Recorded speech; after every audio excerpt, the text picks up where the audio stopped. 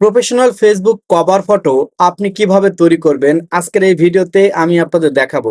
দীর্ঘদিন যাবত ধরে আপনি আপনার ফেসবুক পেজে বা আইডিতে একটা কভার ফটো দিয়ে রাখছেন।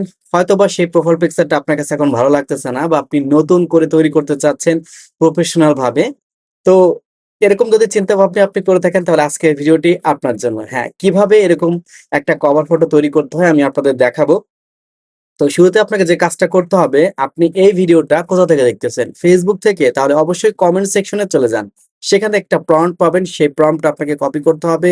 অথবা আপনি যদি ইউটিউবে চলে আসেন তাহলে ইউটিউবের ভিডিও ডেসক্রিপশন বক্সে আপনারা এরকম একটা প্রম্পট পাবেন। সেই প্রম্পটটা সম্পূর্ণ আপনাকে কপি করতে হবে। এই যেখান থেকে কপি করলাম।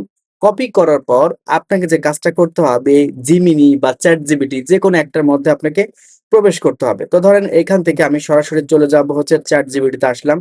চ্যাটজিপিটিতে আসার পর আমি এখান থেকে সম্পূর্ণ নতুন একটা চ্যাট নিয়ে নিই, তাহলে এখান থেকে ভালো কাজ করবে।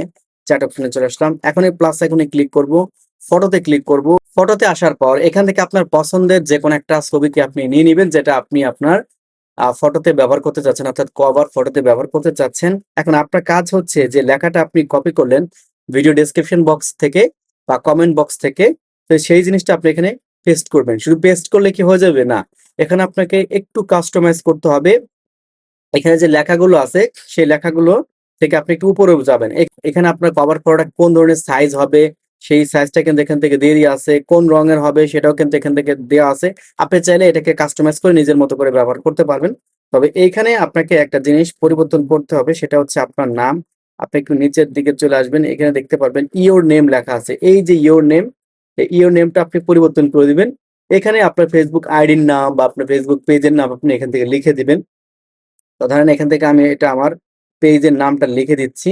এই যে আমি আমার পেজের নামটা লিখলাম, আপনি আপনার প্রোফাইলের নামও লিখতে পারেন। তারপর আপনার কাজ হচ্ছে এখানে যে অ্যারো বাটন আছে, অ্যারো বাটনে একটা ক্লিক করা।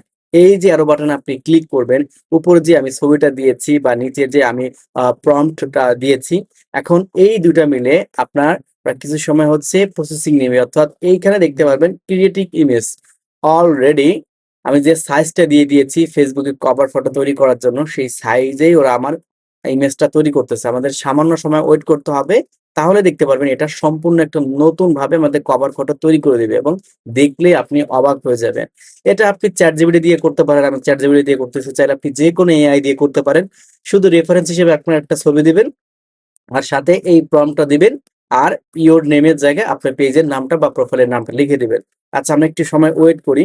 তো ইমেজটা তৈরি হতে হতে আমি আপনাদের কাছে ছোট্ট একটা রিকোয়েস্ট করবো, যারা এখন পর্যন্ত পেজে ফলো দেন নাই, ফলো দিয়ে সাথে থাকবেন। আর যারা ইউটিউব থেকে ভিডিওটা দেখতেছেন অবশ্যই চ্যানেলটা সাবস্ক্রাইব করে পাশে থাকবেন।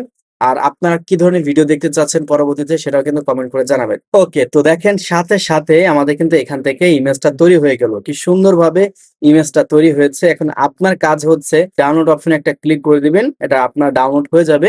এরপর আপনি সরাসরি হচ্ছে গিয়ে ফেসবুকে চলে আসবেন। আমি আপনাদেরকে দেখাই। এই যে ধরেন আপনার ফেসবুকে আসলেন, ফেসবুক আইডি বা পেজ, তারপরে এই অপশনটাতে ক্লিক করবেন, তারপর এখান থেকে আপনার ফটোটা বেছে নিবেন। এরপর এখান থেকে আপনি আপনার মতো সুন্দরভাবে কাস্টমাইজ করে সেভ দিবেন, দেখতে পাবেন এটা আপনার সেভ হয়ে যাবে। এইভাবে চাইলে আপনি আমার মতো প্রফেশনাল কভার ফটো তৈরি করে নিতে পারবেন নিজের মতো করে কাস্টমাইজ করে। এখানে আমি প্রম্পট আপনাদের দিয়ে রাখছি, আপনি আপনার মতো করে চাইলে কালার, সাইজ সবকিছু পরিবর্তন করতে পারবেন।